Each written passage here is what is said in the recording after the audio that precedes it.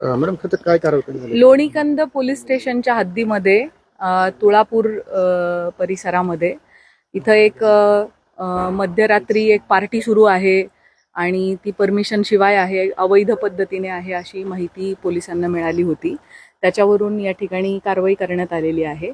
इथे अशा पद्धतीच्या कारवाईच्या दरम्यान परिस्थिती होती की 100हून अधिक मुलं मुली आणि इथले सगळे ऑर्गनायझर्स या ठिकाणी होते.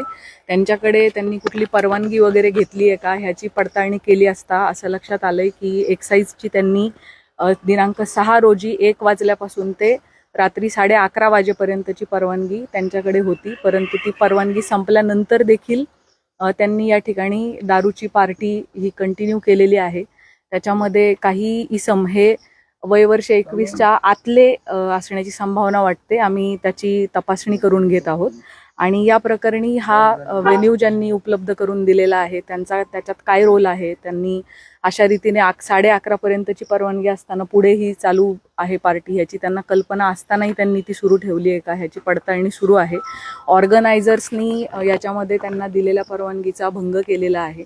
त्याच पद्धतीने जे मोठ्या प्रमाणात लिकर इथं सापडलेलं आहे, लाखांमध्ये त्याची किंमत आहे. एक्झॅक्ट कॉस्ट आता एक्साईजकडून आम्ही काढून घेत आहोत. सो हे विक्री करणाऱ्या विक्रेत्याने कोणते नियम भंग केले आहेत त्या दृष्टीने तपास चालू आहे. त्यामुळे BNSचे कलम 223, 270, 3(5) आणि 292 याप्रमाणे गुन्हा दाखल करण्याची कारवाई सुरू आहे.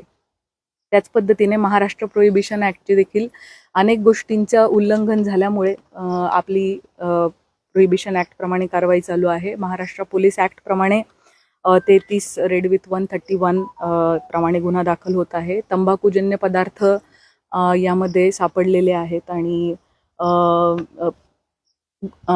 पॉट्स पण सापडलेले आहे, शिशा पण सापडलेला आहे. सो त्या दृष्टीने आपला तपास पुढे सुरू आहे आणि आपल्याला NDPSची स्मॉल क्वांटिटी देखील या ठिकाणी मिळालेली आहे. त्यामुळे या सगळ्या कलमांतर्गत आणि कायद्यांतर्गत पोलिसांचा तपास सुरू आहे आणि गुन्हा दाखल होण्याची प्रक्रिया ही सुरू आहे. गांजा असेल, त्याच्यानंतर MD असेल, असे काही हिरोईन वगैरे असे काही अंमली पदार्थ कोणते अजून आपला सर्च सुरू आहे. आतापर्यंत आपल्याला स्मॉल क्वांटिटी गांजाची सापडलेली आहे. धार्मिक स्थळ खरं तर या ठिकाणी या गावामध्ये आणि अशा ठिकाणी वेळोवेळी खरं तर अशा पार्ट्या होतात असं स्थानिक नागरिक सांगतात. मात्र याकडे पोलिसांचं लक्ष नसतं. आम्ही त्या स्थानिक नागरिकांकडून याविषयी अधिक विचारपूस करू आणि पोलिसांचं अशा पद्धतीच्या सगळ्या अवैध कृतींवरती लक्ष आहे आणि पोलिसांची सातत्याने कारवाई सुरू आहे आणि सुरू राहील.